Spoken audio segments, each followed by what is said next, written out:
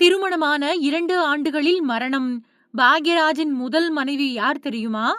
பாரதி ராஜாவோட இயக்கத்துல புதிய வார்ப்புகள் அப்படிங்கிற படம் உருவாச்சு.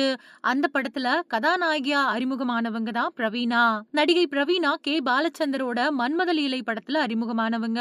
ஹேமா சௌத்ரி, ஜெயபிரதா, ஒய் விஜயா, ரீனா மாதிரியான அரை டஜன் முன்னணி நடிகைகளோட பிரவீணாவோட அறிமுகம் நிகழ்ந்துச்சு. சின்ன வேடம், அதனால படத்துல டைட்டில்ல அவங்களுக்கு கிரெடிட் கொடுக்கப்படல. இது நடந்தது 1976ல.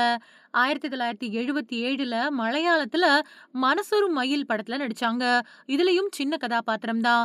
தொடர்ந்து தெலுங்கு, கன்னட படங்கள்ல நடிச்சாங்க. மலையாளத்துல ஜெயன் நடிச்ச மற்றொரு கர்ணன், விஸ்வரூபம், அவள் கண்ட லோகம், சத்ரு சம்ஹாரம் மாதிரியான படங்கள்ல நடிச்சாங்க. எல்லாமே சின்ன சின்ன வேடங்கள்.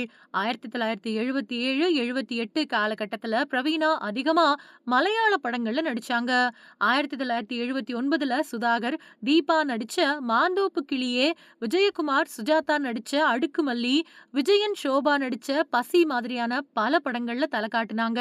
1980ல பிரவீணா நடிச்ச படங்கள்ல ஜம்பு, பாமா ருக்மணி மாதிரியான படங்கள் ரெண்டுமே முக்கியமானது.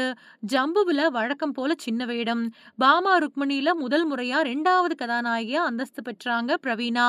சின்ன வேடங்கள்ல நடிச்சுக்கிட்டு இருந்த பிரவீணாவுக்கு பாக்யராஜ் கூட நட்பு ஏற்பட்டது. பிரவீணாவ மாதிரியே பாக்யராஜும் அப்போ சினிமாவுல ஒரு இடத்தை பிடிக்க போராடிக்கிட்டு இருந்தாரு. அவருக்கு பிரவீணாவோட நட்பு பொருளாதார ரீதியாவும் உதவியாவும் இருந்துச்சு. இந்த நிலையில பாக்யராஜ் நாயகனா நடிச்ச பாமா ருக்மணியில 2வது கதாநாயகியா நடிக்கக்கூடிய வாய்ப்பு பிரவீணாவுக்கு கிடைச்சது. தமிழ்ல பிரவீணா நடிச்ச குறிப்பிடத்தகுந்த படங்கள்ல முதன்மையானது பாமா ருக்மணி. இதுலதான் டைட்டில் வேடமே அவங்களுக்கு கிடைச்சது. படம் வெளியானதுக்கு அடுத்த வருஷம் 1981ல தன்னோட நெடுநாள் காதலர் பாக்யராஜ பிரவீணா கல்யாணம் பண்ணிக்கிட்டாங்க. கல்யாணத்துக்கு பின்னாடி தொடர்ந்து நடிச்சாங்க. 1983ல மஞ்சள் காமாலை நோயால தன்னோட 25 வயசுலயே மரணம் அடைஞ்சிட்டாங்க.